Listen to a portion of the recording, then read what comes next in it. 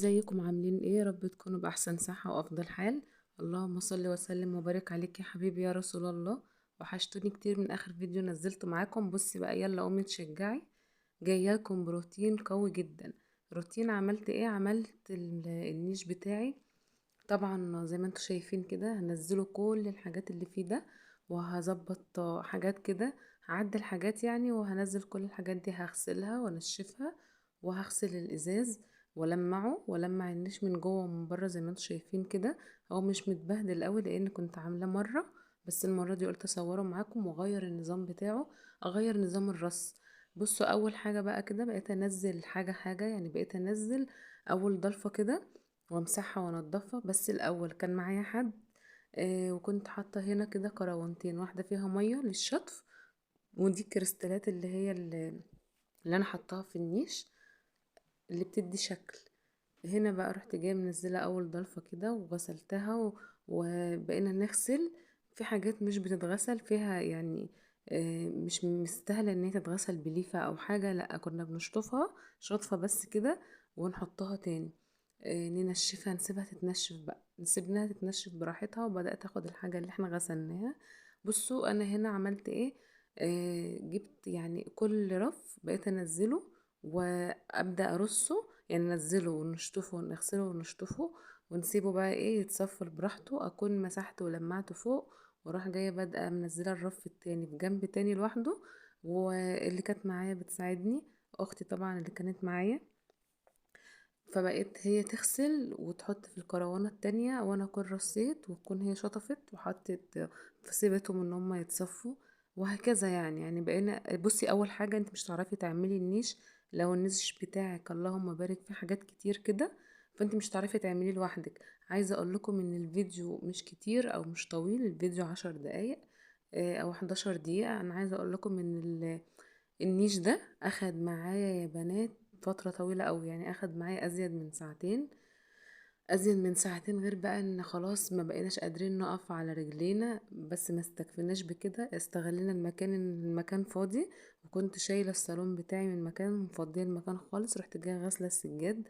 هتشوفوا معايا في الفيديو ايه اللي حصل بالظبط. هنا بقى انا عملت اول ضلفة ورصيتها، تاني ضلفة رحت جاية فرشة كده الفرش ده، بعد ما لمعت الازاز كويس وفرشت الفرش ده، ورحت جايه حاطه بقى التليفون. حاولت برضو ان انا اوريكم انا كنت بعمل ايه. حطيت التليفون كده وبدات ان انا حاولت اثبته، وبدات ان انا اصور بقى معاكم اول رص الكوبايات عملتها ازاي. الطريقه آه يعني بقيت بقى ماشيه خطوه خطوه كده، احاول ان انا اغير في النظام الشكل. جيت الاول زي ما انتم شايفين الكاسات رصيتها كده بالطريقه دي، ورجعت لا غيرت في الشكل. الطقم، كل طقم حاجته حواليه، يعني كل طقم كده حاجته حواليه. جيت هنا رصيتهم واقفين كده، رجعت حطيتهم تاني، قلبتهم لقيتهم مش حلوين، واقفين مش حلوين. رحت جايه بقيت عامله واحده واقفه، واحده يعني واحده عكس واحده. فاهمين قصدي ايه؟ بصوا انا يعني موضوع النيش ده، النيش موضوع النيش ده، فموضوع الرص انتي يعني ذوقيا بقى شوفي انتي عايزه تغيري ايه. تجيبي ده هنا، لا ده مكانه هنا، تحسي كده ان انتي خليتي النيش يتنفس والحاجه اللي جواه. اي نعم ان الحاجه دي مش بتستخدم. وعايزه اقول لكم ان كمان موضوع النيش دوت يعني بقت الحاجات فيه مكلفه دلوقتي، الله المستعان، الحاجه غاليه جدا. فهو اصلا الحاجه دي بتتركن. انا بقالي 7 سنين متجوزة، والله ما استخدمت الحاجة دي ازيد من مرتين تلاتة. ممكن كان عندي عزومة طلعت الاطباق الصيني والشوك، الكاسات ممكن اكون طلعت طقم او طقمين، صواني كده معينة اللي هي تقديم اللي هي بتاعة العرايس، بس اكتر من كده لا. لان انا كنت جايبة حاجات استعملها، يعني كنت جايبة طقمين صيني، وكنت طقم غالي وطقم اللي هو يعني رخيص شوية. الغالي اللي هو بتاع النيش ده اللي بتحط شكل، وكنا جايبين، اختي كانت جايبالي آه حاجات كتير. وكانت جايبالي طقم شاي طبعا ما استخدمتوش خالص ولا مره، وطقم قهوه، حاجات كده والله مش هتستخدميها. فانت لو عروسه جديده نصيحه هتستغني عن النيش، او تجيبي نيش صغير تحطي فيه حاجات بسيطه جدا مع كام كريستاله كده هيدوا شكل وشكرا على كده. فانت حاولي ما تكتريش، وغير كده وكده مش هتستخدميها، هاتي حاجات عمليه. يعني بدل ما تجيبي طقمين صيني لا هاتي طقم واحد. بدل ما تجيبي كل يعني الحاجات اللي هي في النيش دي اللي ملهاش اي لازمة، وكل الكاسات دي لا هاتي حاجات بسيطة، حاجات رقيقة وحاجات شيك، وبرضه هتبقى غالية. يعني ما تبقاش يعني كل حاجة طبعا دلوقتي غالية، متهيألي مفيش حاجة رخيصة. فبصراحة ربنا يعين كل واحدة بتجهز بنتها، او كل بنت بتجهز نفسها. الحاجة بقت صعبة، طق 3 و4 يا بنات. يعني بجد مبقاش في حاجة رخيصة. فالله يكون في عون كل حد عنده بنت وبيجهزها او بيشورها، او زي ما انتوا بتقولوا عندكم يعني في اي بلد. المهم بقى هنا كده جبت السجاد بتاعي، خلصت خلاص، خلصت من النيش. بصوا انتوا شفتوا ان النيش اتصور يعني في 5 دقايق. الروتين كله كان معمول. احنا يمكن خدنا يجي 7 ساعات في الحاجات دي كلها. عايزة اقول لكم ان احنا مبقناش قادرين نقف على رجلينا، وغير كده وكده نعم جبنا السلم وزحفنا الشقة كلها والصالة، وعملنا النيش من فوق، نضفناه ومسحناه ولمعناه ورصينا فيه. كان في حاجات عليه برضو بقيت حاجتي، من ضمنهم شنطة سكاكين موجودة فوق، وحاجات برضو من ضمن الجهاز بتاعتي والمكنسة اللي بالكهرباء مش بستخدمها. فالمهم ظبطنا الحاجات دي فوق، وبقينا بقى هنا جبنا السجاد. انا هنا غسلته، انا ما عنديش مكان ان انا اغسل فيه، فاستغليت المساحه ان المكان فاضي، وبقيت ان انا اغسل فيه هنا. هو السجاد زي ما انتم شايفين كان نضيف، كان فيه بس بقع بسيطه كده. فقلت بدل ما فرنشه وهو واقف مكانه، لا احس بقى بتغيير وبنظافه. وحسيت يعني حسيت كده ان انا عملت، يعني غسلت السجاد حلو، السجاد اتنفس. الشكل يعني العام بقى حلو. النيش وتلمعت الازاز بقى شكله جميل قوي من جوه ومن بره.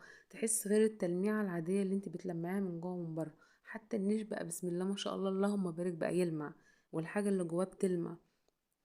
جيت هنا بقى، انا هنا كنت عامله كروانه فيها ميه وصابون. مش ميه وصابون، لا ميه، وحاطه برسيل جل، وحاطه رابسو بس حاجات بسيطه، وحاطه كلوركس الوان. وبدات ان انا اكبها هنا عشان ما اكبش كتير رابسو كتير على السجادة، هتبقى محتاجة شطف كتير جدا. فانا قلت لكم في الاول ان هي مش نضيفة، يعني مش نضيفة. هي كانت نضيفة لو فيها حاجات صغننة بقع بسيطة، طبعا انتوا شايفينها في الفيديو. فقلت ما كترش بقى في الربس وفي الحاجات دي، بحيث ان انا اعرف اشطف. انا المكان عندي مش هعرف اشطف قوي يعني، ولا اتعامل قوي بالمية لان انا ما عنديش بلكونة.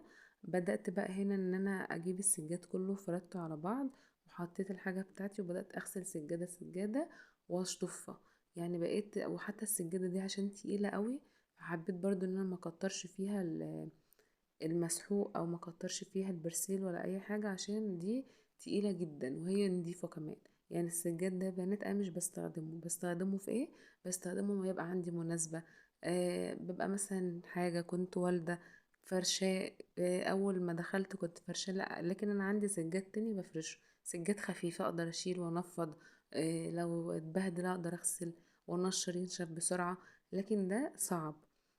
جيت انا هنا بقى ما كترتش. بصوا انا مش مكتره وبرضو بدعك، وبيطلع يعني برسيل كتير، بيطلع ربسه ياما. فزي ما انتم شايفين هي اصلا ما كانتش محتاجه اي حاجه، بس قلت انعش السجاد وعين الحاجه تبقى نظيفه. يعني اصلا هو كان متشال، بس قلت افرده بقى بالمره، بما ان احنا مفضيين المكان، بدل يعني ايه موديه يتغسل بره في مغسله او حاجه. لا قلت اغسله كده معاكم واحده واحده، واعمل روتين معاكم، بحيث ان انتي لو عايزه تقومي تتشجعي وتعملي الروتين ده، قومي تشجعي كده واستعيني بالله. احنا داخلين طبعا على شتاء، هتبقى الجو صعب، مش هتعرفي تغسلي سجاد. هيبقى طبعا في شتاء، هيبقى في حاجه. لكن دلوقتي السجاد فيه هوا هينشف معاكي، والشمس لسه بتطلع. بس كده. فطبعا هنا بقى بدأت ان انا كده اسحب البرسيل جل ده. عايزه اقول لكم يا بنات، اللي البتاعه اللي انا بعمل بيها دي الفرشه جميله جدا. ليه؟ لان ليها ظهر زي ما انتم شايفين كده، ظهر ليها يعني حته كده من الظهر حافيه كده واقفه. فدي كنت بسحب بيها الربسو، بطلعه بره واكب بريل، يبقى كوب قصدي ميه. اكب ميه شطفتها بقى، فضلت اشطف فيها ياما ياما كتير جدا لحد ما نطفت خالص. لان طبعا لما بتسيبي البرسيل بتاعك او الربسو بتاعك مش بتشطفي الحاجه كويس. بصوا المنظر بقى جميل ازاي، منظر النيش بقى بيتكلم عن نفسه. فبتكون الحاجة اما بتنشف بتبقى ناشفة كده. لكن بصوا هي كانت خلاص اصلا، بس بدأت برضو ان انا اكب عليها مية تاني، والحصر اللي كانت عندي عملتها وبقيت برضو اغسلها. هي سهلة جدا في الغسل، يعني الحصر في الفرش وفي الغسيل انتي تغسليها ممكن كل 3 4 ايام، كل اسبوع. هي سهلة وشكلها جميل. بصوا بقى كده زي ما انتم شايفين، اصلا ما كانتش وسخة، اللهم بارك، نتفت ولمعت وبقت زي الفل. اشوفكم في فيديو جديد، سلام عليكم.